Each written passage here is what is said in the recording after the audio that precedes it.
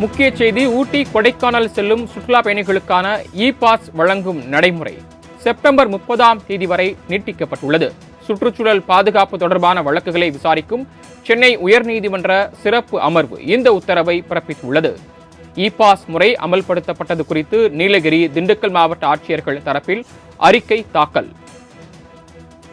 ஊட்டி, கொடைக்கானலுக்கு எத்தனை வாகனங்கள் செல்லலாம் என்பது குறித்து ஆய்வு செய்யப்பட்டு வருகிறது என்று அரசு தரப்பில் தாக்கல் செய்யப்பட்ட மனுவில் தெரிவிக்கப்பட்டுள்ளது. சென்னை ஐஐடி மற்றும் பெங்களூரு ஐஐஎம் நிறுவனங்கள் மூலம் ஆய்வு செய்யப்பட்டு வருவதாகவும் அரசு தரப்பில் தெரிவிக்கப்பட்டுள்ளது. கூடுதல் விவரங்களை வழங்குவதற்காக செய்தியாளர் கிருஷ்ணமூர்த்தி இணைப்பில் காத்திருக்கிறார். கிருஷ்ணமூர்த்தி, இது தொடர்பான விவரங்கள். வணக்கம். சுற்றுச்சூழல் பாதுகாப்பு தொடர்பான வழக்குகளை விசாரித்து வரக்கூடிய நீதிபதிகள் சதீஷ்குமார் மற்றும் நீதிபதி பரத் சக்கரவர்த்தி அடங்கிய அமர்வு ஊட்டி, கொடைக்கானலுக்கு எத்தனை வாகனங்கள் செல்லலாம் என்பது குறித்து சென்னை ஐஐடி மற்றும் பெங்களூர் ஐஐஎம் நிறுவனங்கள் ஆய்வு செய்து அறிக்கை அளிக்கும் வரை ஊட்டி, கொடைக்கானலில் மே 7ஆம் தேதி முதல் ஜூன் 30ஆம் தேதி வரை சுற்றுலா பயணிகளுக்கு இ-பாஸ் முறையை அமல்படுத்த வேண்டும் என நீலகிரி, திண்டுக்கல் மாவட்ட ஆட்சியர்களுக்கு கடந்த ஏப்ரல் மாதம் உத்தரவிட்டிருந்தது. இந்த இ-பாஸ் வழங்கும் முன் வாகனங்களில் வருவோரிடம் என்ன மாதிரியான வாகனம், எத்தனை பேர் வருகின்றனர், ஒரு நாள் சுற்றுலாவா அல்லது தொடர்ந்து தங்குவார்களா என்பன உள்ளிட்ட விவரங்களை பெற வேண்டும் எனவும் இரு மாவட்ட ஆட்சியர்களுக்கும் நீதிபதிகள் உத்தரவிட்டிருந்தார்கள்.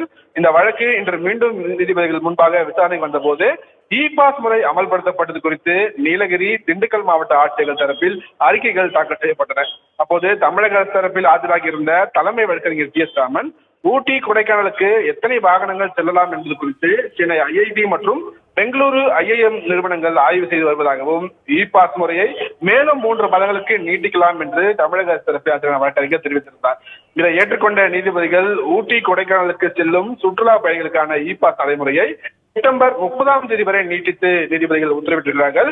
இதற்கிடையில் நீலகிரி மாவட்டத்திற்கு பிளாஸ்டிக் பாட்டில்களை கொண்டு செல்வோருக்கு ஒரு பாட்டிலுக்கு 20 ரூபாய் அபராதம் விதிக்கப்படக்கூடிய நிலையில் கொடைக்கானலில் எந்த அபராதமும் விதிக்கப்படுவதில்லை என நீதிமன்றத்தின் கவனத்துக்கு கொண்டு வரப்பட்டது.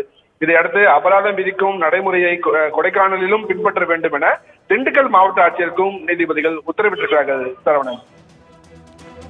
ஊட்டி, கொடைக்கானலுக்கு செல்லக்கூடிய சுற்றுலா பயணிகளுக்கான இந்த இ-பாஸ் நடைமுறையானது செப்டம்பர் 30ஆம் தேதி வரை நீட்டித்து உயர்நீதிமன்றம் உத்தரவு பிறப்பித்திருக்கிறது. இது தொடர்பான விரிவான விவரங்களை வழங்கியமைக்கு நன்றி கிருஷ்ணமூர்த்தி.